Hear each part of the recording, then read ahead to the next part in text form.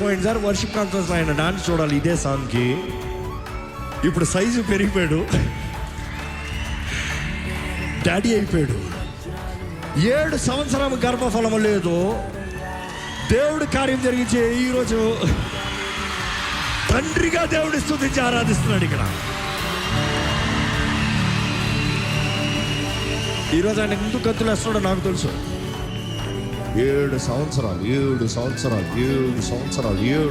మనుషులు పిల్లలు లేరా యూ ట్రైడ్ ఆల్ మీన్స్, నువ్వు తండ్రివే కావని చెప్పాడు డాక్టర్ అయిన.